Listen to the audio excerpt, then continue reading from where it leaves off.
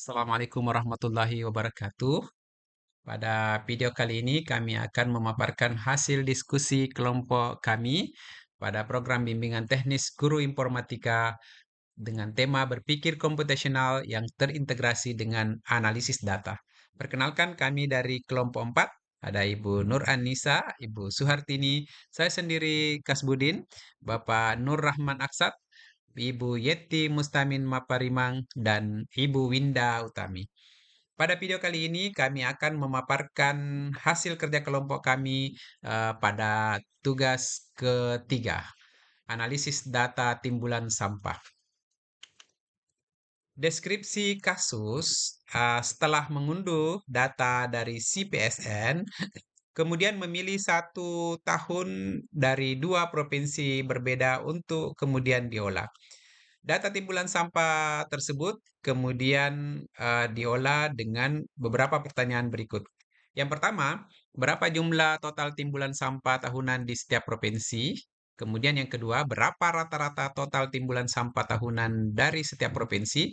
Yang ketiga, provinsi mana yang menghasilkan timbulan sampah tahunan paling banyak? Yang keempat, provinsi mana yang menghasilkan timbulan sampah paling sedikit? Yang kelima, seperti apakah grafik total sampah tahunan di setiap provinsi?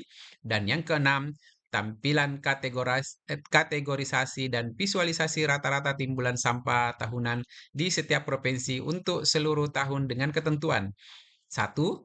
Kategori provinsi hijau jika rata-rata timbulan sampahnya di bawah atau sama dengan 100.000 ton. Kategori provinsi orange jika rata-rata timbulan sampahnya di antara 100.000 sampai dengan 700.000 ton. Kategori provinsi merah jika rata-rata timbulan sampah tahunannya di atas 700.000 ton. Nah, untuk mengolah data ini, kami menggunakan aplikasi Microsoft Excel dengan yang pertama, mengunduh data dari CPSN. Kami mengambil tahun 2023 untuk dua provinsi, yakni Sulawesi Tengah dan Sulawesi Selatan, seperti yang tampak pada layar berikut ini. Kemudian, untuk analisis datanya, yang pertama, jumlah total timbunan sampah setiap tahun dari setiap provinsi, kami menggunakan fungsi sum. Jadi untuk menghitung total sampahnya, kami menggunakan fungsi sum dengan range data dari setiap provinsi tersebut. Kemudian untuk menghitung rata-rata, kami menggunakan fungsi average. Jadi untuk menghitung rata-rata sampahnya, kami menggunakan fungsi average dengan range data dari setiap provinsi, baik Sulawesi Tengah maupun Sulawesi Selatan. Selanjutnya, provinsi mana saja yang menghasilkan timbulan sampah tahunan paling banyak? Pada poin ketiga ini kami menggunakan fungsi max untuk menentukan provinsi mana yang paling tinggi rata timbulan sampahnya. Kemudian poin 4, provinsi mana yang menghasilkan timbulan sampah paling sedikit? Pada poin 4 ini kami menggunakan fungsi min untuk menentukan rata-rata sampah yang paling sedikit di antara Provinsi Sulawesi Tengah dan Sulawesi Selatan. Poin kelima, seperti apakah grafik jumlah total sampah tahunan di setiap provinsi dari tahun ke tahun?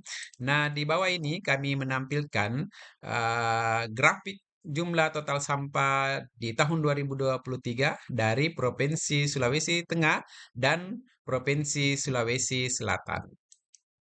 Dan poin ke-6, tampilan kategorisasi dan visualisasi.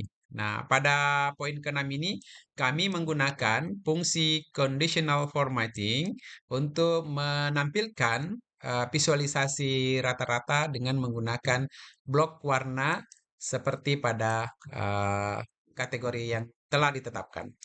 Kategori jika nilai dalam selnya lebih kecil dari atau sama dengan 100.000, maka filenya akan berwarna hijau.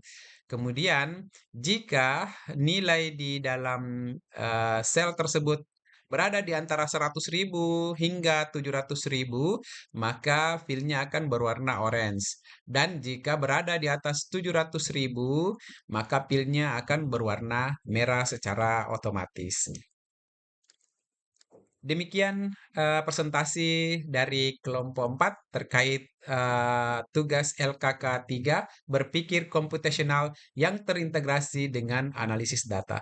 Terima kasih atas perhatiannya. Assalamualaikum warahmatullahi wabarakatuh.